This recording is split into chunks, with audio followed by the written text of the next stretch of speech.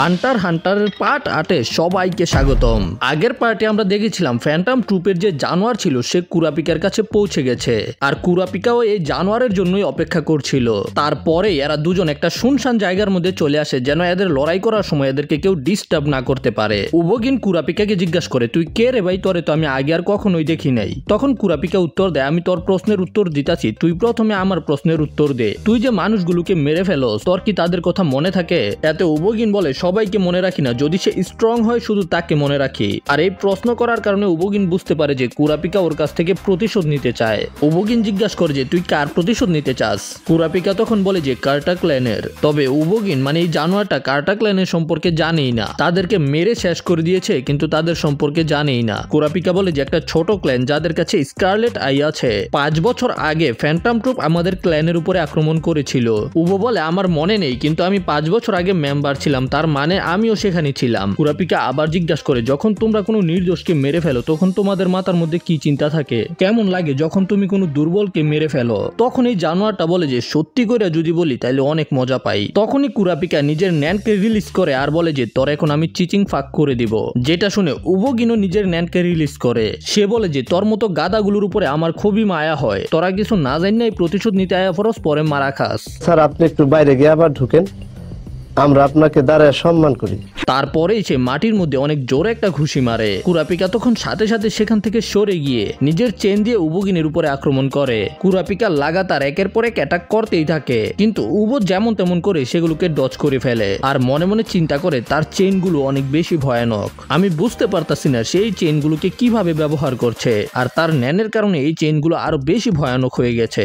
যদি একটা অ্যাটাকও আমার লাইগা যায় তাহলে আমার 20 বছরের অভিজ্ঞতা চুরচুর হয়ে যাবে। এদিকে কুরাপিকা মাটিতে ল্যান্ডিং করে আর উবো অনেক জোরে দৌড়ে কুরাপিকার কাছে চলে আসে। কুরাপিকাকে একটা ঘুষি মারে যেটাকে কুরাপিকা নিজের এক হাত দিয়ে ব্লক করে। তবে এই ঘুষির ফোর্সের কারণে কুরাপিকা উড়ে গিয়ে একটা পাহাড়ের সাথে ধাক্কা খায়। তবে যাওয়ার আগে কুরাপিকা উবোগিনের উপর একটা চেন দিয়ে আক্রমণ করে। উবোগিন চিন্তা করে একটা সারপ্রাইজ অ্যাটাক, আমার ঘুষি খাওয়ার পরেও তার মধ্যে এত শক্তি আছে, সে আবারও অ্যাটাক করতে পারছে, কিন্তু আমার ঘুষিতে হয়তো তার হাত নিশ্চয়ই চুরচুর হয়ে গেছে। কিন্তু তখনই উবোগিন দেখতে পায় কুরাপিকা একেবারে ঠিকঠাক বের হয়ে এসেছে আর তার হাতেরও কিছু হয়নি, যেটা দেখে উবো নিজের চোখকে বিশ্বাস করতে পারে না এটা কিভাবে সম্ভব। উবো চিন্তা করে আমার ঘুষি খাওয়ার পরে যেমন তেমন বেড়ারাই দাঁড়ায় থাকতে পারে না, আর এই বাচ্চার তো কিছুই হয়নি। হয় যে টেকনিক ব্যবহার করে লড়াই করতেছে এতে মনে হয় ও একটা কনজুরার অথবা ম্যানুপুলেটর, কিন্তু এই দুই ক্যাটাগরির মধ্যে থেকে যদি কেউ আমার ঘুষি খায় তাহলে তাদের অবস্থা খারাপ হয়ে যাইব। কিন্তু আমি এটা বুঝতে পারছি না সে এখনো ঠিক আছে কিভাবে, আমার ঘুষিকে কোনো একটা ইনহ্যান্সারই কোনো ড্যামেজ ছাড়া ব্লক করতে পারে।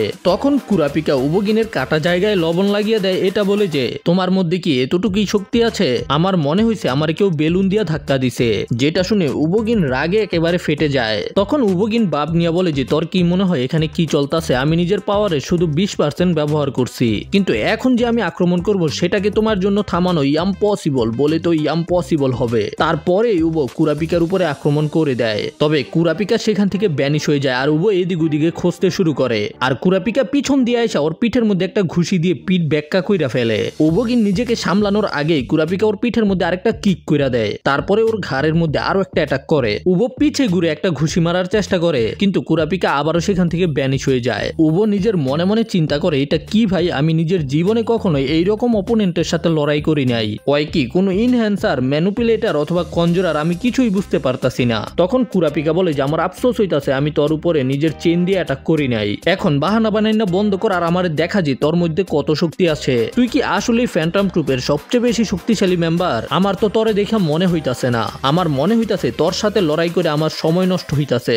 আর এইটা শোনার পরে উবো নিজের ফুল অরাকে রিলিজ করে আর তারপরেই মাটির মধ্যে ঘুষি মারতে শুরু করে। এতে চারিপাশে ধুলা উড়ে অন্ধকার হয়ে যায়। কুরাপিকা চিন্তা করে যে ও আমার উপরে লুকিয়ে হামলা করবে এখন। আর ঠিক তখনই আমরা দেখতে পাই যে উবো কুরাপিকার পিছনে চলে এসেছে আর সাথে সাথে কুরাপিকার উপরে অনেক শক্তিশালী একটা পাঞ্চ করে। তখন কুরাপিকা আগের মতোই নিজের হাত দিয়ে সেটাকে ব্লক করে, কিন্তু এইবারের ঘুষিটা আগের বারের চেয়ে অনেক বেশি পাওয়ারফুল ছিল, যে কারণে কুরাপিকার হাতের হাড় একেবারে চুরচুর হয়ে যায়। উবো মনে মনে বলে যে হাত ভেঙে তো চুরমার হয়ে গেছে, আমার অপোনেন্ট যতই শক্তিশালী হোক না কেন আমার বিগ ব্যাং অ্যাটাককে কেউ ব্লক করতে পারে না। তারপরে সে কুরাপিকাকে বলে আমি ইমপ্রেস হয়ে গেছি ভাই, তুই অনেক বেশি ফাস্ট, তুই বুঝা গেছোস আমি কখন কোথায় থেকে তোর উপরে আক্রমণ করবো। কুরাপিকা বলে যে আমিও ইমপ্রেস হয়ে গেছি, আমি জানতাম না যে তুই ইনের ব্যবহার করতে পারস। যখন তুই মাটিতে ঘুষি দিয়ে চারিদিকে উড়াইছস, তখন তুই ইনের ব্যবহার করে নিজের ওরাকে একেবারে লুকিয়ে ফেলেছিলি। কিন্তু আমি এখন তোকে এমন একটা কথা বলবো যেটা শুনে তোর গান ফেটে যাবে, আর সেটা হলো যে আমিও ইনের ব্যবহার করতে পারি। আর তখনই আমরা দেখতে পাই যে কুরাপিকা অলরেডি উবগিনকে নিজের চেনের সাথে পেঁচিয়ে ফেলেছে। কুরাপিকা বলে যে ও তাইলে তুই এগুলোকে দেখতে পারস, তার মানে হলো তুই গিয়োর ব্যবহারও জানোস। কিন্তু এখন আর কোনো লাভ নাই, মোল্লারদোর মসজিদ পর্যন্ত আর ফ্যান্টাম ট্রুপের দৌড় আমার চেন পর্যন্ত। কুরাপিকা বলে যে এই চেনটা আমার কনজরার টেকনিকের মাধ্যমে তৈরি করা, আর আমি ইনের ব্যবহার করে এটাকে খুব সহজেই লুকাতে পারি। উবো বলে তুই আমার আবারও আটকানের লেগে চেনের ব্যবহার করছস, আর আমি কি মনে করতেছিলাম এই চেনগুলো আসল চেন। তখন কুরাপিকা বলে যে আমি আসল চেনেরও ব্যবহার করি যেন লোকেদের মনে হয় যে আমি একটা ম্যানিপুলেটর। আর তুই তো বুঝতেই পেরেছিস যে আমার আইডিয়া কাজ করেছে, কারণ তুই নিজেই আমার জালের মধ্যে আটকা পড়ে গেছিস। যখন তুই বাতাসের মধ্যে মশা মারার চেষ্টা করতেছিলি তখনই আমি আমার কনজরার চেন দিয়ে তোকে বেঁধে ফেলেছি, আর এখন তুই যাই করস না কেন পলাইতে পারবি না। তখন ও মনে মনে চিন্তা করে যে সেটা কিভাবে করলো। তার ডিফেন্স এবং স্ট্রেংথ একটা ইনহ্যান্সারের মতো, তার মানে কি সে ইনহ্যান্সার এবং কনজরার দুইটা টেকনিকই শিখে ফেলেছে। কিন্তু এটা তো ইম্পসিবল, বলে তো ইম্পসিবল। মানুষ যে এবিলিটি নিয়ে জন্ম হয় তার সেটাই থাকে, আর সেটাকেই 100% শিখতে পারে। কিন্তু সেটা কিভাবে করলো? এত বেশি পাওয়ারের ব্যবহার, সেটাও এত কম বয়সে, এটা কিভাবে সম্ভব? তখন কুরাপিকা বলে যে মনে হয় তুই এতক্ষণে কনফিউজ হয়ে গেছস, চল তোর খেল খতম করার আগে তোরে সবকিছু বলে দেই। তারপরেই কুরাপিকা নিজের চোখে থাকা লেন্সগুলোকে খুলে ফেলে, আর এতে কুরাপিকার টকটকে লাল নয়নগুলো বেরিয়ে আসে। আর কুরাপিকার চোখ দেখার পরে উবগিন বলে যে আমি জানি না ওই লোকগুলো কারা ছিল এবং কোথায় থেকে এসেছে, কিন্তু আমার বসের ওই চোখগুলো অনেক বেশি পছন্দের ছিল, আর তার সাথে সাথে ওই লোকগুলো অনেক বেশি শক্তিশালীও ছিল। তার মানে হলো তুমি তাদের মধ্যে থেকে একজন যে বেঁচে গেছো। তারপরে উবো এক্সাইটেড হয়ে বলে যে চলো আজকে জানা যাবে কে সবচেয়ে বেশি শক্তিশালী, যে প্রতিশোধ নেওয়ার জন্য এসেছে সে নাকি আমি। তারপরে উবো নিজের পুরো শক্তির ব্যবহার করে ওই চেনকে ছিঁড়ে ফেলার জন্য, কিন্তু কুরাপিকার চেন ছিঁড়ার নামই নেয় না। কুরাপিকা বলে যে যখন আমার চোখ লাল হয়ে যায় তখন আমি একজন স্পেশালিস্ট হয়ে যাই, আর তখন আমার ভিতরে এত শক্তি চলে আসে যে আমি যে কোনো এবিলিটির ব্যবহার করতে পারি, আর এই শক্তির নাম হলো এম্পারার পাওয়ার। আর স্পেশালিস্টের কথা শোনার সাথে সাথে উবোর পাতলা পায়খানা হতে শুরু করে। তখন সিন শিফট হয় আর আমাদের অতীতের সিন দেখানো হয় যখন কুরাপিকা নিজের মাস্টারের সাথে ছিল। কুরাপিকা নিজের মাস্টারকে বলে যে যখন আমি জানতে পেরেছি আমি একজন কনজুরার তখন আমার মাথার মধ্যে শুধু একটা চিন্তাই এসেছে, চেইনের ব্যবহার। কারণ হলো কিছু মনস্টার স্বাধীনভাবে ঘুরে বেড়াচ্ছে যেগুলোকে চেন দিয়ে বেঁধে ফেলতে হবে, কিন্তু আমি তাদের সবাইকে শেষ করে দিতে চাই। তখন কুরাপিকার মাস্টার বলে যে তুমি এটা করতে গেলে নিজেকেই চেন দিয়ে পেঁচিয়ে ফেলবে। কুরাপিকা তখন রেগে মেগে সেখান থেকে যেতে শুরু করে। তখন ওর মাস্টার ওকে থামানোর চেষ্টা করে, কিন্তু কুরাপিকা তার একটা কথাও শোনে না। সে কুরাপিকাকে বলে যে একটা কথা মনে রাখবে, সাধারণ চেন দিয়ে কনজুরার করা একেবারে বেকার, এমন চেন বানানো যেটা কখনোই ছিঁড়বে না সেটা একেবারে ইম্পসিবল। কিন্তু তখনও কুরাপিকা তাকে ইগনোর করে সেখান থেকে যেতে থাকে। আর ঠিক ওই মুহূর্তে মাস্টার হার মেনে কুরাপিকাকে বলে এমন চেন বানানো কনজুরার হতেই পারে না যেটা কখনো ছিঁড়বে না, কিন্তু এমন কিছু আছে যেটার মাধ্যমে তুমি এমন চেন বানাতে পারবে যেটা কখনোই ছিঁড়বে না। আর এটা শোনার সাথে সাথে কুরাপিকা থেমে যায়। তখন মাস্টার বলে যে আমি জানতাম তুমি এই কথাটা শোনার পরে অবশ্যই থামবে। কুরাপিকা জিজ্ঞাসা করে যে আমার কি করতে হবে, আর তখন মাস্টার কুরাপিকাকে একটা সিক্রেট বলে যেটা হলো বাইন্ডিং বাও, মানে কুরাপিকাকে নিজের সাথে এমন একটা প্রতিজ্ঞা করতে হবে যেটা কুরাপিকা ভেঙে ফেললে কখনোই আর ন্যানের ব্যবহার করতে পারবে না। আর যত শক্তিশালী কুরাপিকার প্রতিজ্ঞা হবে কুরাপিকাও তত বেশি পাওয়ারফুল হবে। প্রথম কুরাপিকাকে এমন একটা প্রতিজ্ঞা করতে হবে যেটা ভাঙলে কুরাপিকার অনেক বড় মূল্য দিতে হবে, আর তার বদলে কুরাপিকা পাওয়ার পাবে। আর ওই শক্তির সামনে কনজুরিং কিছুই না। কুরাপিকা তখন বলে যে আমার জীবনের শুধু একটাই লক্ষ্য, আমার ক্ল্যানের প্রতিশোধ নেওয়া। আমার এমন চেনের দরকার যেটার মাধ্যমে আমি ফ্যান্টাম ট্রুপের যে কোনো মেম্বারকে ধরতে পারবো।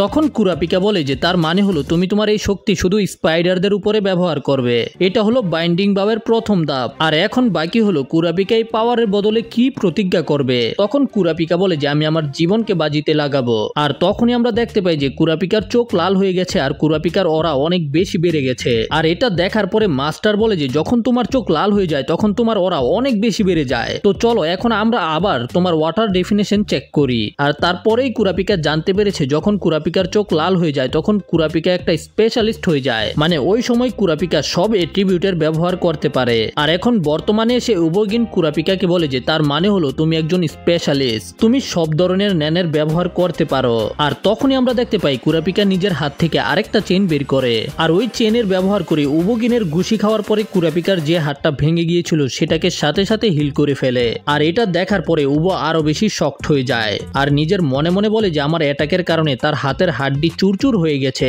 কিন্তু সে এটাকে এত সহজে হিল করে ফেলেছে যেন সেখানে কিছুই হয়নি। কুরাপিকা তখন বলে যে তুমি চিন্তা করতেছো আমি কেন তোমাকেই প্রথম নিশানা বানিয়েছি। এটারও একটা ইম্পর্টেন্ট কারণ আছে। আমি দেখেছিলাম তুমি মাফিয়া এবং শ্যাডো বিজদের সাথে কিভাবে লড়াই করেছো। তুমি যখন লড়াই করেছিলে তুমি একা লড়াই করেছিলে আর বাকি মেম্বাররা পাশেই বসেছিল, আর এতে আমি এটা বুঝতে পেরে গেছি তুমি একা লড়াই করতে পছন্দ করো আর তোমার শক্তির উপরে বাকি ফ্যান্টম ট্রুপের মেম্বারদের পুরো বিশ্বাস আছে। এই জন্য তুমি আমার প্রথম টার্গেটের জন্য পারফেক্ট ছিলে। আর তাছাড়া আমারও 1 ভার্সেস 1 লড়াই করা অনেক বেশি পছন্দ।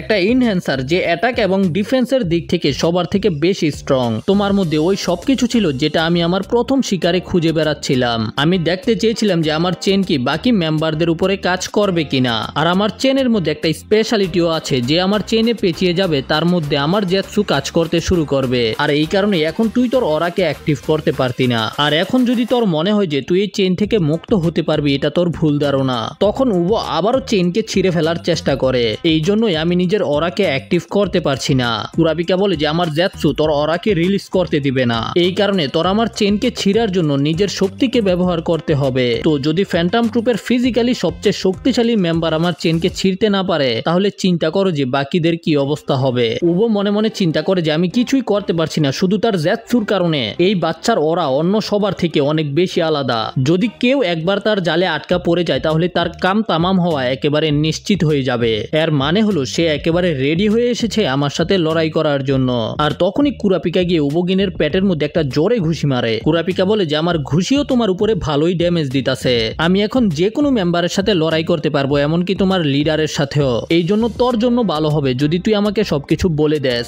আর প্রথমে এটা বল যে বাকি স্পাইডাররা কোথায় আছে। আমাকে প্রতিটা ডিটেলস বল যে তাদের কাছে কেমন পাওয়ার আছে।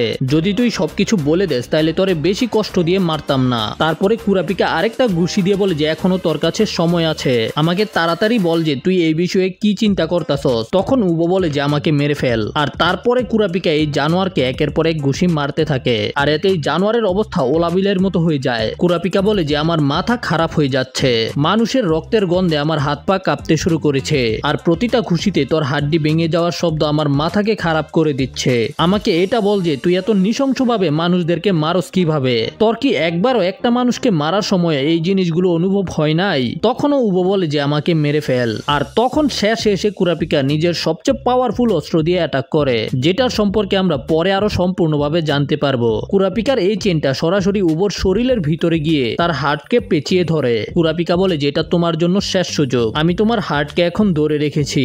আর যদি তুমি এখন আমার বানানোর নিয়মকে ভেঙে ফেলো তাহলে তুমি সাথে সাথে মারা যাবে। আর নিয়মটা হলো যে এখন তোমার আমার সকল প্রশ্নের সঠিক উত্তর দিতে হবে। আর যদি তুই আমার সকল প্রশ্নের উত্তর সঠিকভাবে দেস তাহলে আমি তোরে বেঁচে থাকার লাগি আরো কয়েক মিনিট দিমু। আমাকে এটা বল যে এখন বাকি ফ্যান্টম ট্রুপের মেম্বাররা কোথায় আছে। তখন উবো আবার বলে যে আমাকে মেরে ফেল, আমি কিছুই বলবো না। আর কুরাপিকার প্রশ্নের সঠিক উত্তর না দেওয়ার কারণে উবো কুরাপিকার বানানো নিয়মকে ভেঙে ফেলেছে, যে কারণে সাথে সাথে উবোর হার্ট একেবারে ক্রাশ হয়ে যায়। আর এর সাথেই ফ্যান্টম ট্রুপের একটা মেম্বার এখানেই শেষ হয়ে যায়। কুরাপিকা বলে যে আমি এই অবস্থায় অনেক বেশি টাইম পার করে ফেলেছি। তারপরেই কুরাপিকা মেলেডিকে কল করে, যে কুরাপিকাকে জিজ্ঞাসা করে যে তুমি কোথায় আছো, তুমি ঠিক আছো কিনা। কুরাপিকা বলে যে হ্যাঁ আমি ঠিক আছি, তোমাদের ওখানে কি অবস্থা। তখন সেখান থেকে বলা হয় যে বস তার রুমের মধ্যে ঘুমিয়ে আছে আর বসের বাবার আসতে আসতে মাঝরাত হয়ে যাবে। তারপরে কুরাপিকা বলে যে হ্যাঁ আমি বুঝতে পেরেছি। আর তারপরেই কুরাপিকা সেখানে গর্ত করে উবোগিনকে মাটি দিয়ে দেয়। এদিকে আমরা বাকি ফ্যান্টম ট্রুপকে দেখতে পাই, যেখানে ক্রোলো বলে যে একটা চেইন ইউজার, সে হয়তো ম্যানিপুলেটর হবে অথবা একটা কনজুরার। আর উবো অনেক ভালো একটা ফাইটার, কিন্তু 1-on-1 ফাইটে উভয় দুই ক্যাটাগরির সাথেই হেরে যেতে পারে যদি অপোনেন্ট অনেক বেশি দক্ষ হয়ে থাকে। কনজুরারদের কাছে স্পেশাল এবিলিটি থাকে যেটা দিয়ে সে জিনিসপত্রকে তৈরি করতে পারে, আর ম্যানিপুলেটর যে কোনো জিনিসকে ম্যানিপুলেট করতে পারে। এমনকি উবো নিজেও তার এবিলিটির কারণে ম্যানিপুলেট হয়ে যেতে পারে। তখন শালনাক বলে যে আমারও তার সাথে যাওয়া উচিত ছিল। আলাদা সব টাকা। ক্রোলো বলে যে যদি উবোগিন সকালে না আসে তাহলে আমরা প্ল্যানকে চেঞ্জ করে দিব। তারপরে আমাদের হিসুকাকে দেখানো হয়। হিসুকাকে দেখে মনে হচ্ছিল হিসুকা অনেক বেশি খুশি। আর এর সাথে আমরা এই পার্টটাকে এখানেই শেষ করব। পরের পার্টের জন্য চ্যানেলকে সাবস্ক্রাইব করো আর ভিডিওতে লাইক করে কমেন্টে জানাও যে ভিডিওটা কেমন হয়েছে। দেখা হবে পরের ভিডিওতে, সেই পর্যন্ত টাটা বাই বাই।